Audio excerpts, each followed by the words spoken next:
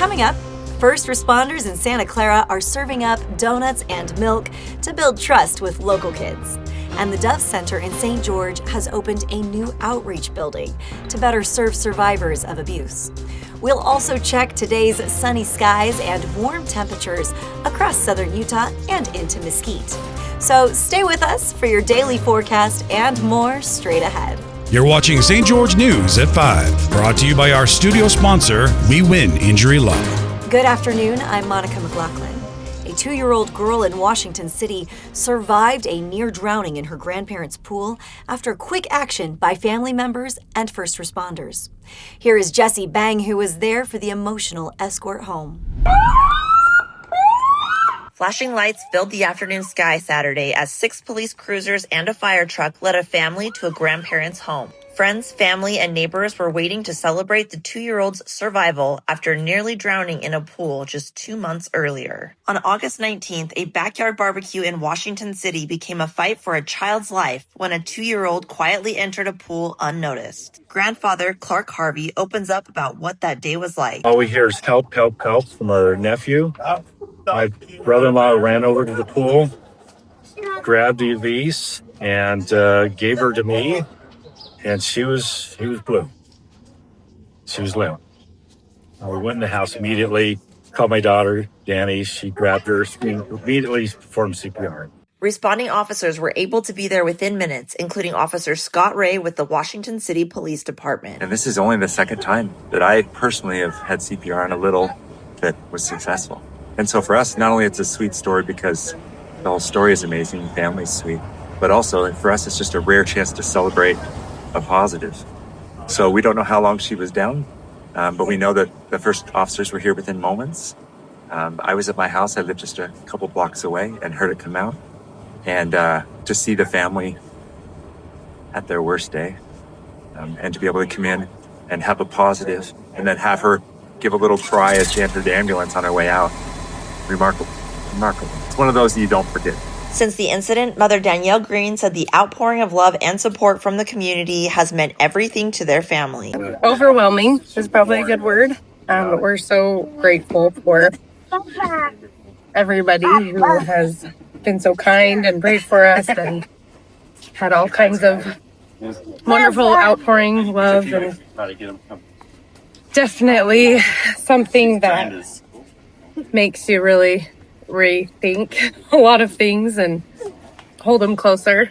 I'm just very grateful that she's here and we have her. As family and friends gathered to celebrate her recovery, grandmother Jennifer Clark reflected on the impact of the incident. It's been really hard just going through the whole event, but also it's helped us to come together. It's helped us to see just how much people care. Check out the full article to see the entire story. A new reservoir in southern Utah, the Chief Toker Reservoir, is under construction to increase the region's water supply and provide recreational opportunities like fishing and kayaking. Here's Maury Kessler, who has the latest on the project and what it could mean for water security and outdoor fun in Washington County.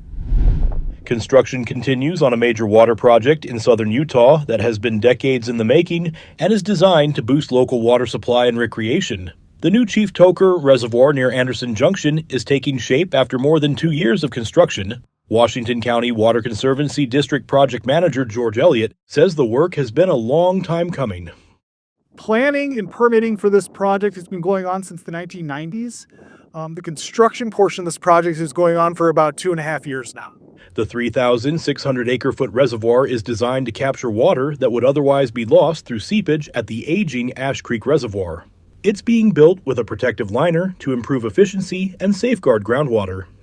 So we have about 115 acres that will be lined with an EPDM liner.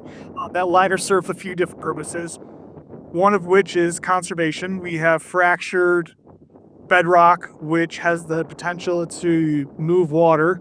So from an efficiency standpoint, we are lining the reservoir. We're also lining the reservoir from a groundwater quality perspective. Following completion in fall 2026, the reservoir will supply irrigation and secondary water, freeing up high-quality drinking water from the Tokerville Spring System. It's also expected to offer new recreation options like fishing and kayaking. To learn more, read the story. Now we'll take a look at your daily weather forecast, brought to you by Casablanca Resort and Casino. In St. George, it's looking sunny and warm with highs climbing near 89. Tonight, temperatures will drop near 63, so you might want a light jacket if you're out later. Tomorrow, more sunshine with highs near 81. Over in Mesquite, conditions are very similar. We're seeing plenty of sunshine with highs near 91 degrees and a gentle southwest breeze, keeping it comfortable. Overnight, temps fall near 68, and tomorrow brings another sunny day with highs near 84. Up in Cedar City, it's a bit cooler with highs today near 77. Mountain breezes keep the air feeling fresh and crisp. Tonight, expect temperatures to drop to 54. Tomorrow, we'll warm slightly up to 72, with sunny skies making it another great day to get outside or enjoy some fall activities in the mountains. First responders in Santa Clara handed out donuts and milk to elementary students during the annual Donut and a Date event to build trust and connect with the community. Here's more on the smiles, stickers, and sweet interactions between kids and our local heroes. St. George News met with Santa Clara Ivans Police Chief Jaron Studley to inquire about the annual Donut and a Date event, after running across a video posted on the department's social media page. So Donuts and a Date is a community project that the Washington County School District does for Santa Clara Elementary. We've often done it at Red Mountain Elementary as well, but it's an opportunity for public safety. So we have animal control, the police, the fire department, we all come, and it's a chance to serve the community. Obviously, schools we think of as the heart of our community. It's an opportunity to interface with kids in a non-enforcement venue, or a way for us to show them who we are, so that it builds trust between us and the children, that they can see us not necessarily only on the bad days, but on days that we can have a little fun and hand out some donuts and make jokes and hand out stickers. It's a wonderful, wonderful way to interact with the children. The Dove Center in St. George opened a new outreach building to provide counseling, resources, and additional support for survivors of abuse. Here's Nick Fiala, who was at the ribbon cutting, to show how this new space is helping connect a community in need with critical services.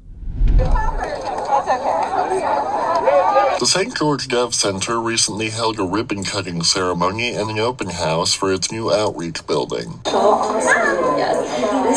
The center's board president, Susan Ertel, seen here on the right, said the new location has its advantages. Well, one thing is it's visible. In our old facility, we were grouped in with a whole bunch of other businesses, and we would have people sitting in their cars in the parking lot going, well, I'm in the parking lot, but I can't find your office. People can find this. There's a bus stop right across the street. It's on Flood Street. Most people, you can say it's near the old hospital, and they'll figure out exactly where it is. You can tell people it's close to the temple. They'll figure out exactly where it is. So it's really nice to have a more visible storefront, if you will, so that people can just walk in and see what we have to offer. Artist Jared Jones described the center's theme of empowerment, which he sought to emphasize while completing a mural for the new building. And I think that word itself reflects so much about what Dove Center is doing. You know, empowerment isn't taking something that isn't within every person and then instilling it all of a sudden. It's taking something that's there, that's buried deep, that's been covered up because of all of these abuses and experiences, and release that to empower, to allow all of that to come to the surface. And I really love that message, and I'm really excited that was what the focus wanted to be, that they wanted to communicate to the community. For more information on the new center, be sure to check out the written story.